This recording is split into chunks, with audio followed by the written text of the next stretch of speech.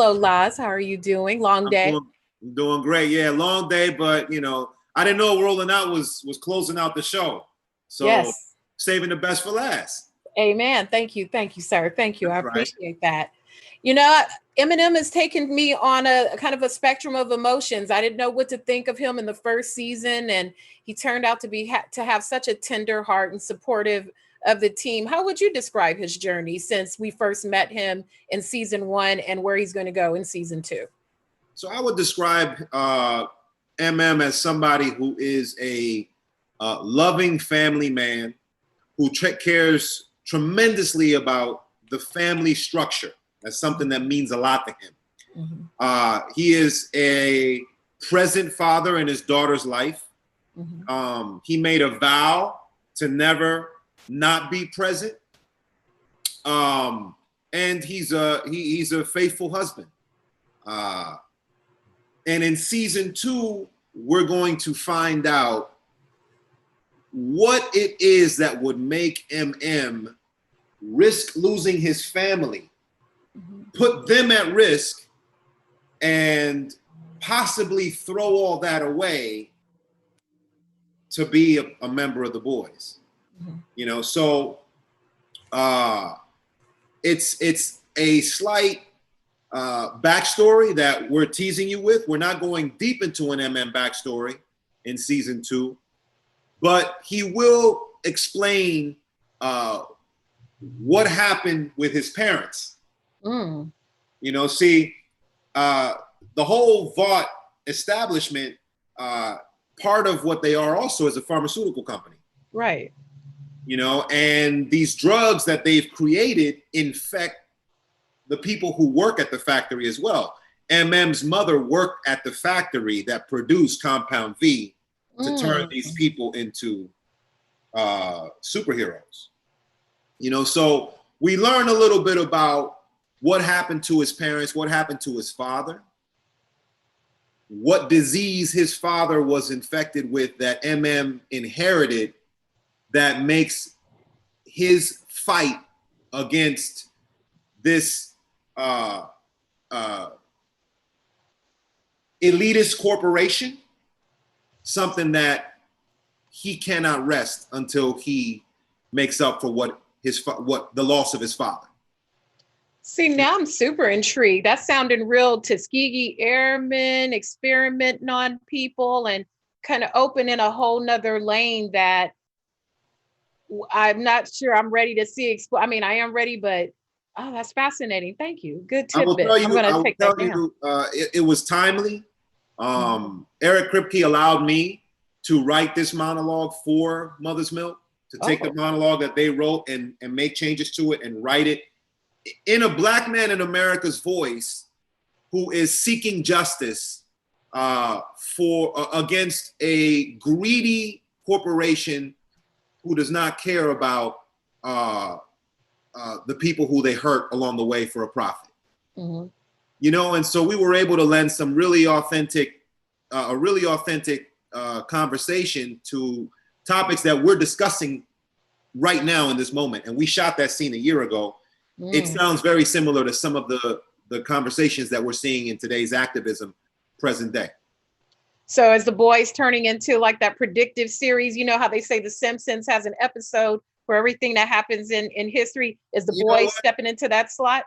I'm going to tell you what, I don't know what kind of crystal ball these writers, have access to, but it is eerie how much of what we shot last year at this time, we shot between July and November, how much of that stuff, when it airs in September, is going to be basically the last 4 or 5 months that we have experienced. It's insane how much they hit it on the head. Just the social tone of where we are today. We weren't there last year. Right. And they were able to tap into what was coming. Wow. Well, they say when you crawl into the creative mind, you tap into a different power source. And, maybe premonition is as part of that power source for creative people like that. Truly. Like yourself. Do you feel like that with yourself when you get into a zone, like preparing for this role or in any project that you're participating in? Do you feel like just tapped into a different type of energy when you're really locked in? I do. I do fall into the character to the point where, you know, it's easier sometimes to be Mother's Milk than it is to be Laz during those, you know, 4 or 5 months that we're filming. Because I'm Mother's Milk for 14 hours a day, 5 days a week, almost more time than I'm Laz.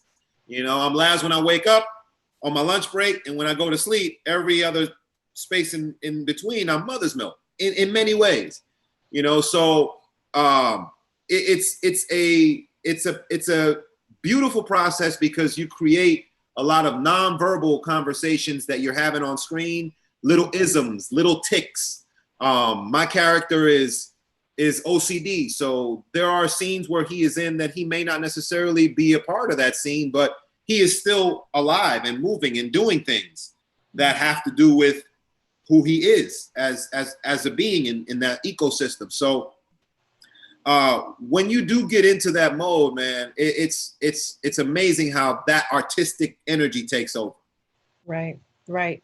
So how much of Mother's Milk and how much is Laz are the t-shirts? Because I've seen the hip, I saw the BDP, I saw the Public Enemy. Who brought that into Eminem? Is that Laz? So that was me, because I really wanted to tell a visual. So Eminem is from Harlem. He's a Harlem cat. You know, so first and foremost, I wanted to pay homage to New York hip hop. You know, the old school New York, the foundation of New York hip hop. And as the storylines developed, the t-shirts started becoming more representatives of the tone that the show was taking. You know, so in season 2, you're going to see a lot of Public Enemy, a lot of BDP, a lot of, you know, Black. We're going to get some NWA. You know what? We haven't gone NWA yet, but I think, you know, for season 3, it definitely is going to make it. It's going to fit right in. You know, so the shirts are a nonverbal statement that connect where we are in the story and what are the social tones that are happening in the storyline. When you look, you're obviously with the boys who are on the case and interacting with the 7. And we're seeing a side of superheroes that we don't traditionally get to see, but is very believable when they take the cape off. When you look at this project compared to what you watched growing up, what reaction do you have when you watch the episodes and get to see them in their totality, these flawed superheroes? You know, I think it really explores what would humanity be if you had unlimited powers and nobody to check you. You know, how would you be if you had adoring cult-like fans that no matter what you did, praised your name? You know, and you have zero accountability. You don't have to admit fault because you have this corporate structure that's going to protect you even when you make a mistake. You know, so these are our superheroes. They are elite, superior beings who believe in their superiority. But when you pull the curtain to the side and you really see who they are in their private lives, they're really insecure, fearful, fighting for their status, wanting to remain as a part of the 7 and always feeling like their position is threatened. And you realize that they're actually very, very, despite their powers, they're very weak people and weak individuals. And they're living in constant fear of each other and of this boogeyman that, you know, they're supposedly fighting against. You know, so it really is a psychological evaluation of, you know, if people had powers, would they be like the superheroes that we grew up watching? You know, who were just saved just because of the goodness of their heart and they had no flaws. And their only flaw was that they gave too much of themselves for humanity? Or would they be narcissists? Would they be cheaters? Would they abuse of their power because there is no one that's going to hold them accountable? Right. And so that's what I think people connect with the show, is that although these people have powers, they're still people. They're still people. Absolutely. Well, Laz, thank you so much. That is my time. I love the show. Looking forward to season 2. Have a wonderful evening. Thank you again.